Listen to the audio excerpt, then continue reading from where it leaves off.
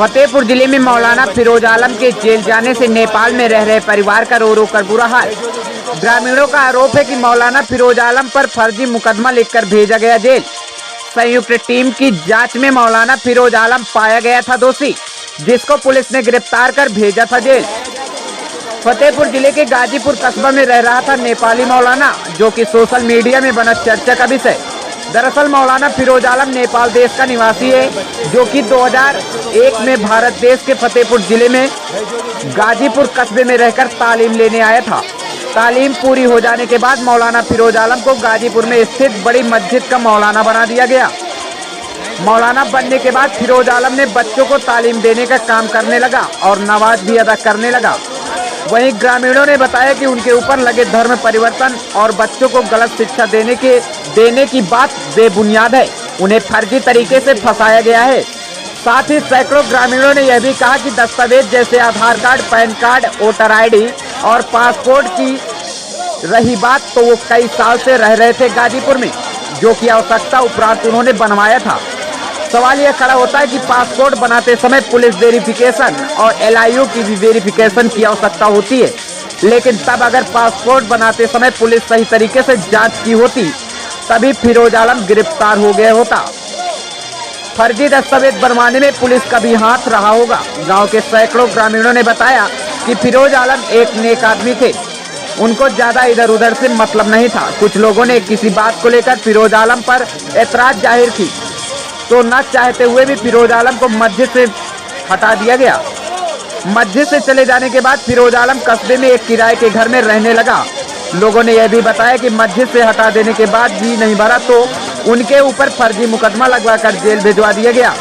वहीं लोगों का यह भी कहना रहा कि फिरोज आलम को जेल जाने के बाद नेपाल देश में रह रहे फिरोज आलम के परिवार का रो रो कर बुरा हाल है। गाजीपुर ग्रामीणों का कहना है कि मौलाना फिरोज आलम पूरी तरह निर्दोष है।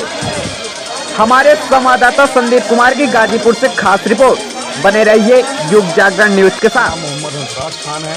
कहाँ के रहने वाले? मैं गाजीपुर का निवासी हूँ। इस बड़ी मस्जिद की देख रेख 4 सालों से हम देख रहे हैं। अच्छा, यहाँ गाजीपुर में आज मस्जिद के सामने इतनी भीड़ इकट्ठा हुई है, इसका क्या कारण है? इसका ये कारण है कि जो पेश इमाम मौलाना फिरोज आलम के बारे में जो अफवाहें फैलाई गई, जिनके खिलाफ ये प्रोपेगेंडा रचा गया, उनको बदनाम किया गया कि वो धर्मांतरण कराते हैं, यहाँ आतंकवादी बनाते हैं, बच्चों के जहन में जहर भरते हैं। ये सब बेबुनियाद बातें हैं, गलत है, अफवाह है, केवल कोई प्रूफ नहीं, केवल आपसी खुन्नस निकाली जा रही है।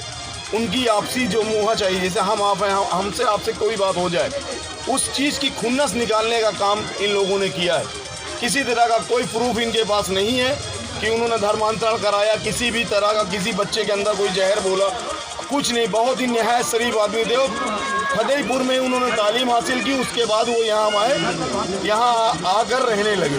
उनको बताया जा रहा है, मौलाना साहब के ऊपर आरोप लग रहे हैं कि वो नेपाल के रहने वाले और इंडिया में रह रहे हैं। जी, वो नेपाली थे, पहले यहाँ आके रहने लगे। आवास नहीं था उनके पास, वो गरीब थे काफ़ी, यहीं आके रहने लगे। तो यहाँ के लोगों ने उनको शिक्षित थे, इसलिए उनको मदरसे में रख लिया।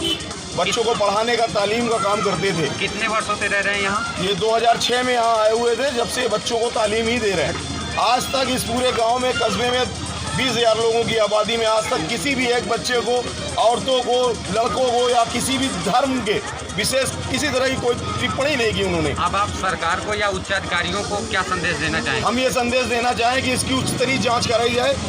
किसी तरह की जो भी बेबुनियाद आरोप हैं, उनको सब निरस्त कराया जाए।